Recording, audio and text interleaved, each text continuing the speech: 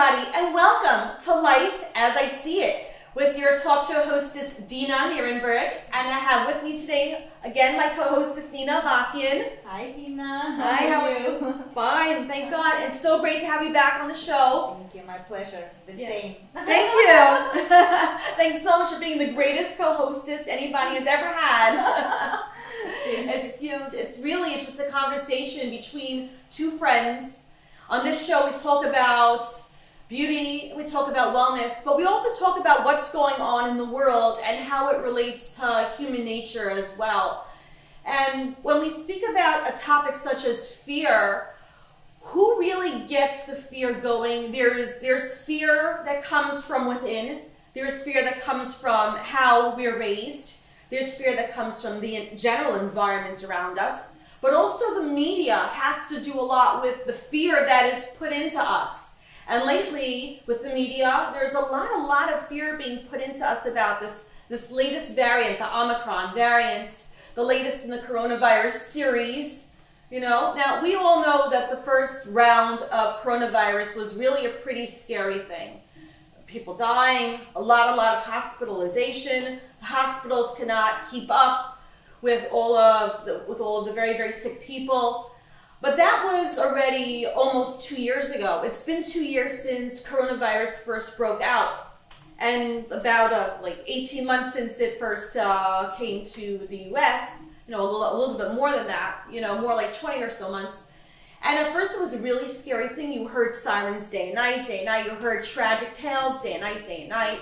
Over Zoom meetings, with faculty members, at Touro College, this one was talking about this loss. This one was talking about this sick, this sick loved one in the hospital. And that was a very, very sad and very, very scary time. Coronavirus then went and became the Delta virus, the Delta variant, which also scary, but not as bad as the original one. Okay, but now with this latest one, this Omicron, what the media starts out as saying that it's no worse than the common cold. So in the beginning, the first couple of days, they were saying no worse than the common cold. It's really, really no biggie. How bad is the common cold already? Well, you have the common cold. It's really not that awful, but it's a little bit of a hassle. A little bit of a headache. Especially when you have things to do. But now they're saying we don't know yet how bad Omicron is going to be. We don't know yet. It could be much worse than we feared. Now, what happened to saying last week, 2 weeks ago, oh, it's really no worse than the common cold. The people who have it now, nobody really seems to be very affected by it. But now they're saying we don't know yet. We don't know just yet what's going to happen with that. But I kind of sort of think that they do. You know what I'm saying? I don't think that, none of us makes a big media deal issue out of the common cold. And that's what puts fear and anxiety in people. Yeah, and that's exactly what the media is trying to do. Yeah. But the media does this all the time. All the time. Sometimes they do this when it comes to real big, world issues that are going on, wars that are happening now, about to take place, scuffles between countries, this country is detaining these people, this is happening, that kind of terrible, crazy, crises are happening. That's true. And yeah, the media is telling you most of the truth. And also, sometimes they just try to scare you. They try to blow things up in a way to put the fear into people. And I think to try to control people. Absolutely. That's so deep. Yeah, nothing will control people more than fear. 100%. Nothing will control people more than fear. It's all about, I guess you could say, kind of like a hierarchy that the media is trying to create.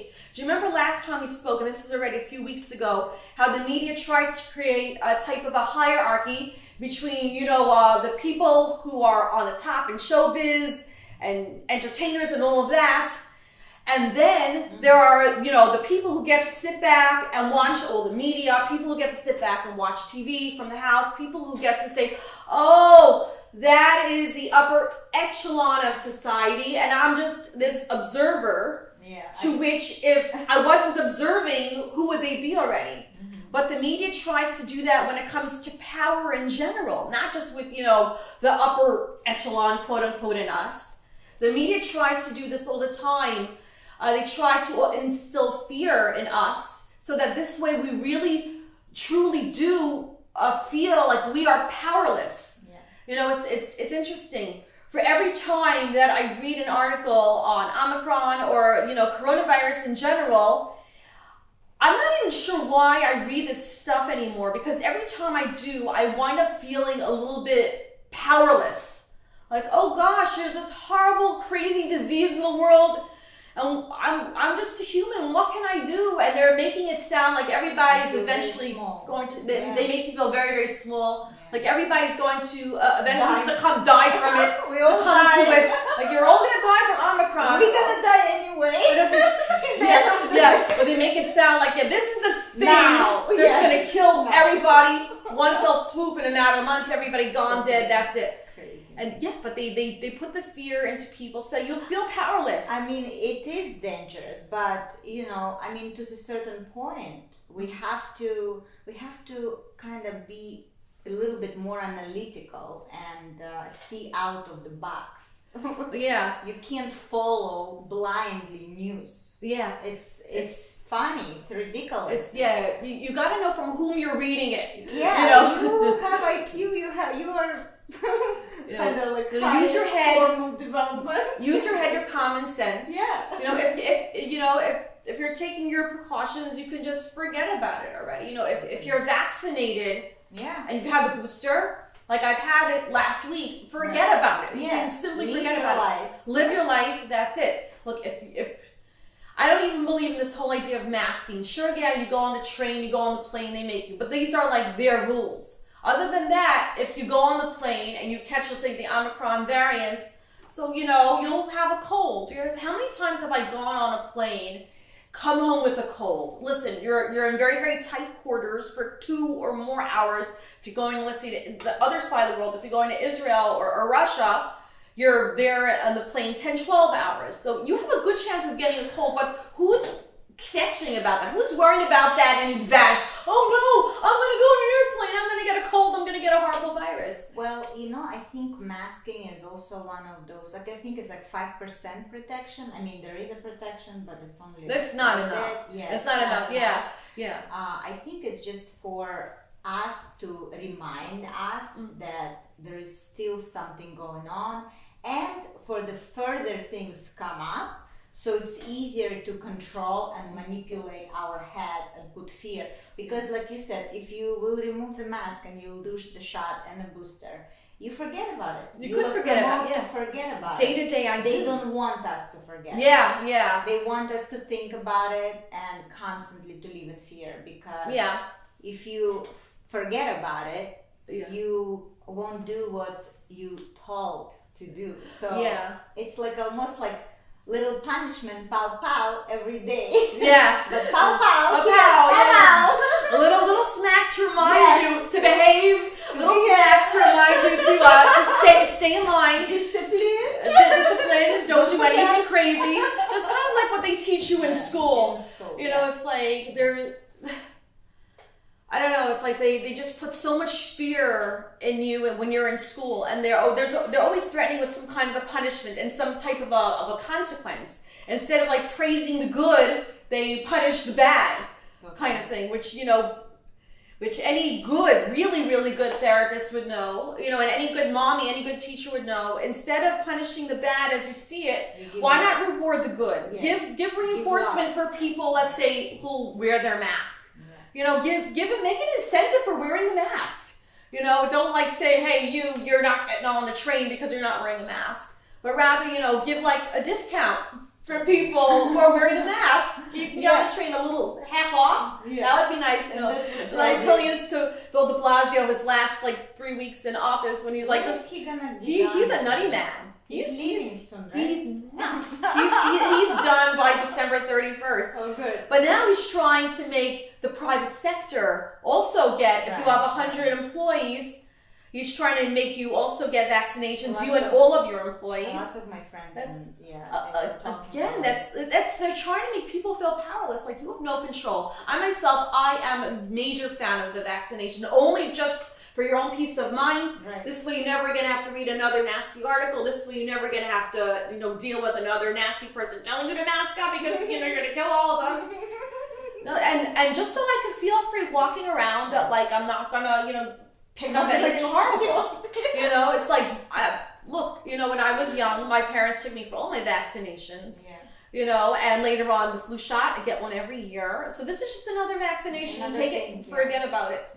But they're just, the government is trying to put a lot of fear in the people. The media is trying to put a lot of fear in the people. And I think it's, like we keep saying, it's just to kind of keep people in line. But you know what? We do the same thing to ourselves, which really sucks. We're trying to keep ourselves in line too. Yeah. We too are trying to keep ourselves in check. But what exactly is it that we're trying to keep in check? We live in fear because we're afraid to step outside of these conditions of worth that we live with every day. Conditions of worth are basically these conditions that you have inside of yourself saying that if I don't accomplish A, B, and C, I'm not good enough. Maybe I'm not good enough to do what it is I really like to do. Maybe if I do what I really like to do, I'll be overstepping certain boundaries that I've been brought up with. Maybe let's say I was brought up to be this nice, quiet little person. Don't ever speak out. Don't ever say your piece. Don't ever disrespect. Don't ever have a misunderstanding with anybody. Don't ever do anything that pisses people off. If that's the case, what's going to happen is you're never going to feel like you can speak up for yourself. You're never going to feel like you can actually speak out because that's one of your fears in life. You worry about what's going to happen if you speak out.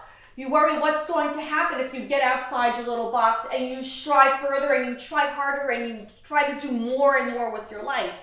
You may say, you know what, I'm not really content with where I'm at, but I also know that I'm afraid to move past. What are we afraid to move past? The limitations. We put some limitations on ourselves, but also some limitations are put on us, by the people in our lives. Also by society in general. Society doesn't stop trying to put limitations on us. That's when we talk about society, we're talking mostly, I guess you could say, about the media, which is what's responsible for scaring the heck out of the people. There's so much fear inside each and every person, It's tough. I was just talking about it, enough feeling.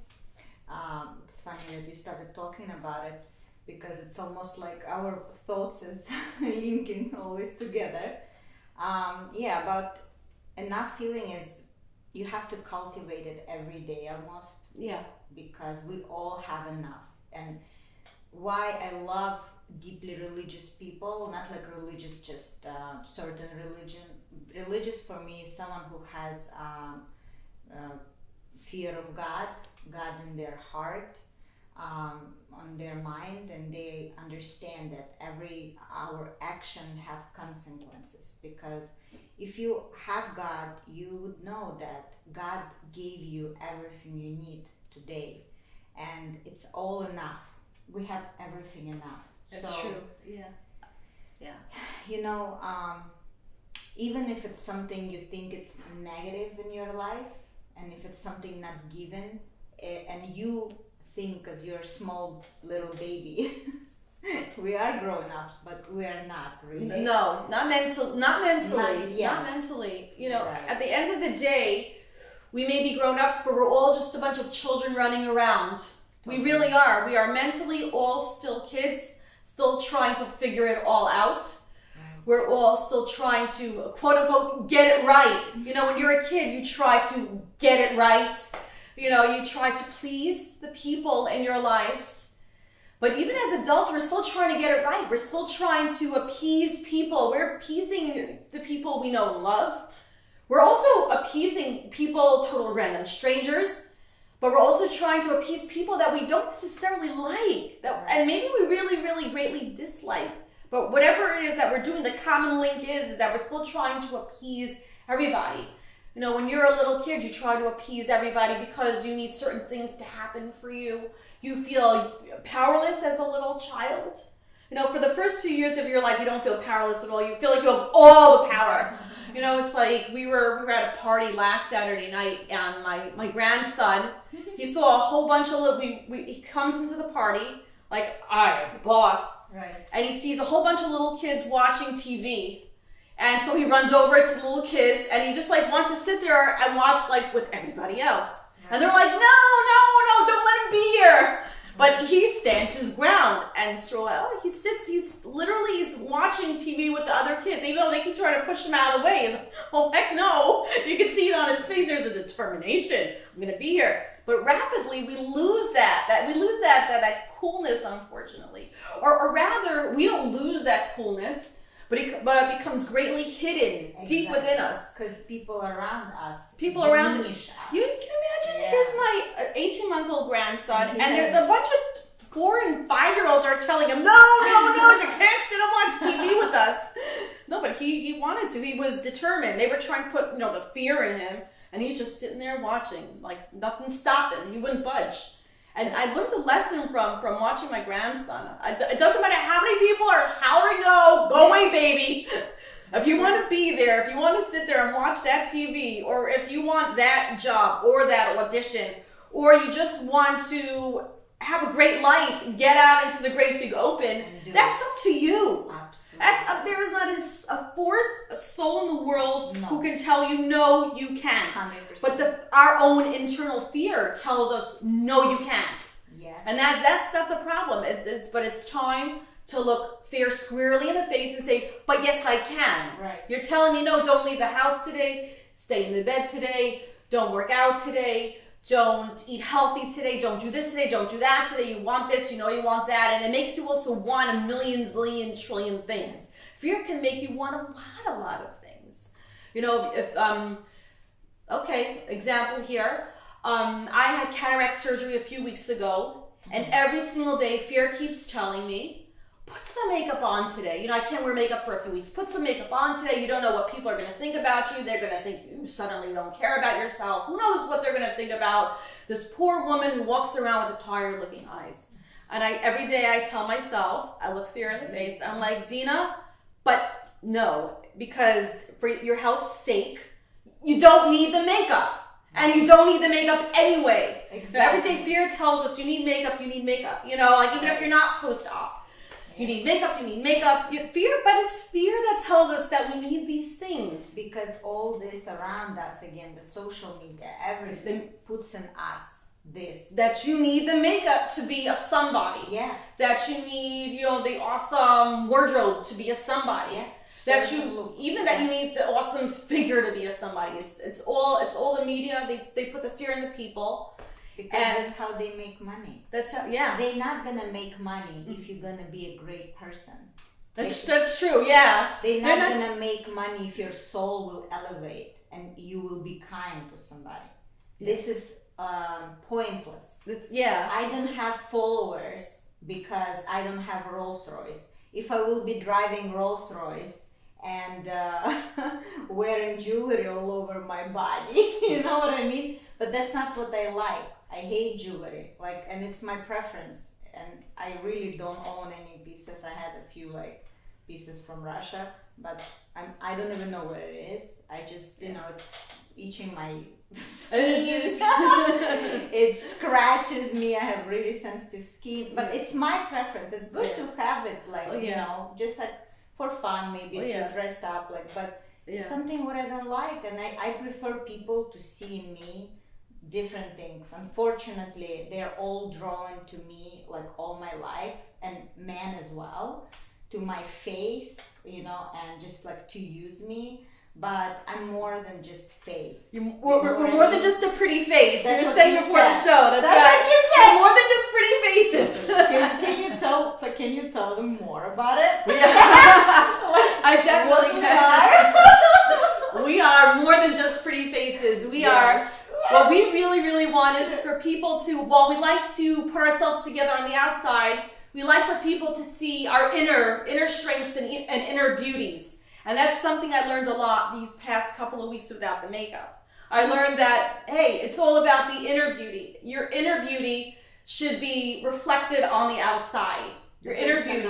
It's all about you are like who you are, and Yeah. we love you for who you are.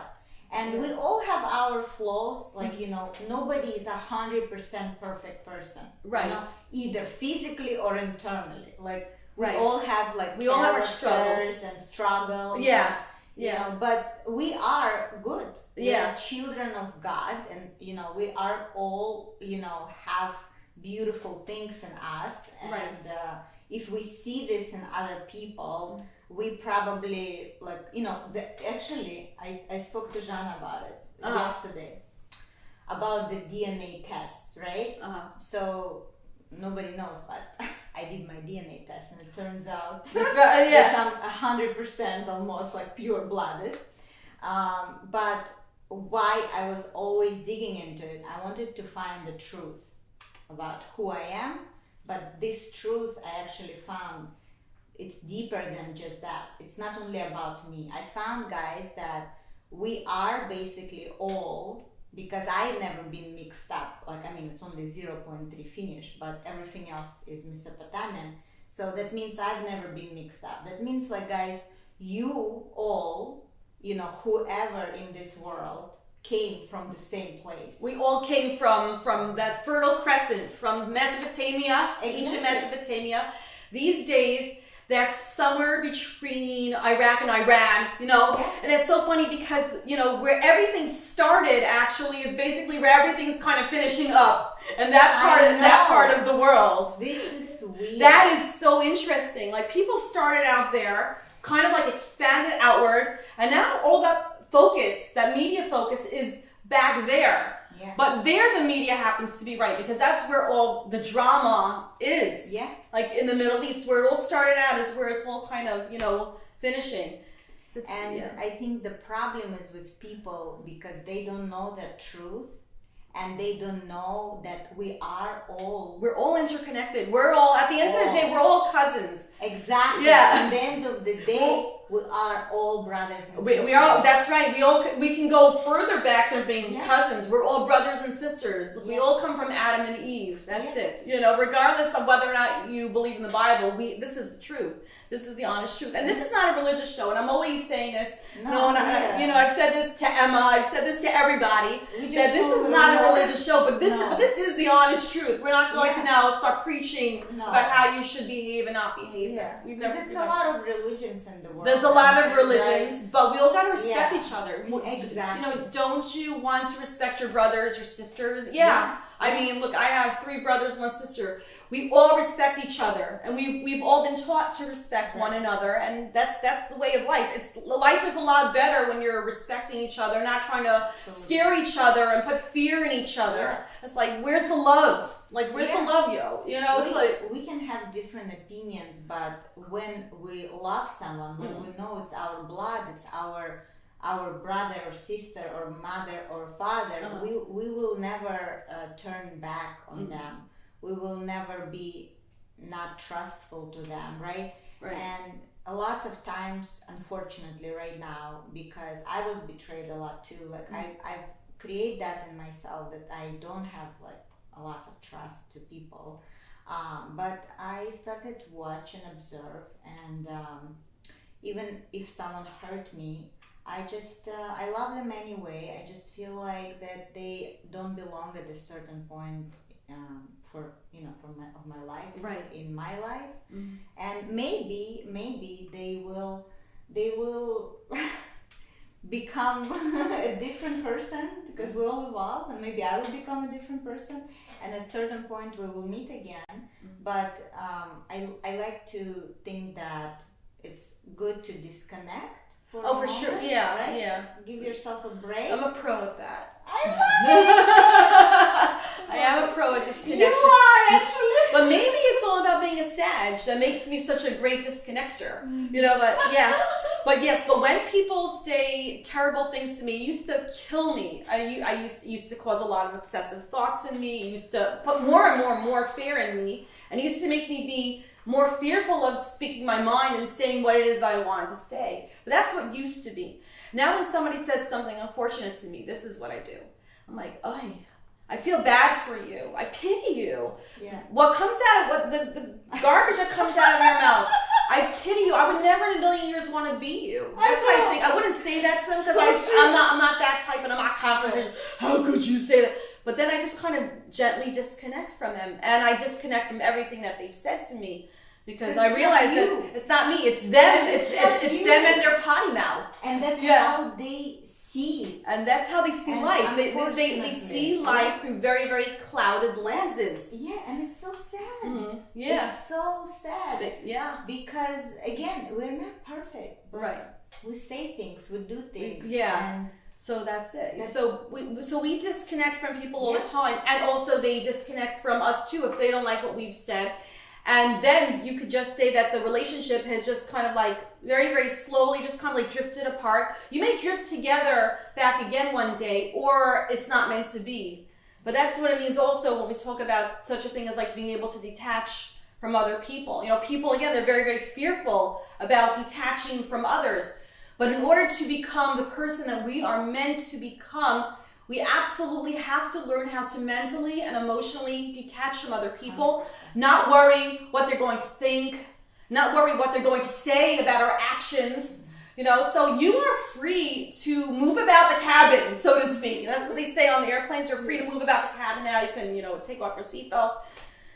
But that's true. We are free in this world to be who we want to be. We are free to do what we want to do without fearing what other people are going to say, do, think of us, and without having to worry what the media is trying to plant into us, without having to worry what like our dear mayor is trying to plant in us, because like if you're not buying, he can't give it to you. Yes. If we're not taking it, he can't give it. Yes. That's the truth. If we all just kind of like sort of disconnect, kind of like stop reading so much, stop watching so much, they're gonna be left with nothing to show if they see that nobody's buying it, reading it, watching it. Yes, it doesn't. Other people doesn't define us. It's true. We define and we choose and we see and ourselves who we are. Not who like they think we are. That's right. Because it's gonna be really sad if we will listen to all of them. Yeah, but there's some people there are many people who do. Yeah, there was a point last year that some people, like the media was saying, one mask is not enough. You have to wear 2 masks. And I was watching this for 3 masks. You saw people. Yeah. It's just this is what we were witnessing, and that didn't last too long. I saw that for like 2-3 weeks. People with the double mask, the triple mask. But then I think that they just realized not very comfortable. Enough's this is very not comfortable. You really can't breathe. Yeah. Enough's enough. Yeah. And you keep on breathing in your own stale air. It's not good to keep on breathing in that which is stale. Don't be fear. Don't fear anything. Don't fear anybody. But it seems like we keep on breathing it in again and again in the media. Breathing in that which is stale, not allowing in that which is healthy and normal and good. Not allowing ourselves to really, really, breathe in the fresh air. Be free. Yeah, be free. It's, it's all about allowing yourself fresh, new ideas. Be free, be enough. That's right. If in the past you've been all locked up inside and fearful of taking even one step, stop it. Give yourself fresh air. Give yourself a breather. Let yourself breathe all day long. You are free. You are free of other people. You are free even of your own limitations. You're free of your own mind. You are free to be. So ladies and gentlemen, I am Dina Nierenberg, your talk show hostess of Life as I See It with my co-hostess Nina. Nina, it's been a pleasure. Amazing. Thank you so much for joining today. I will see you all. Love you all. Take care.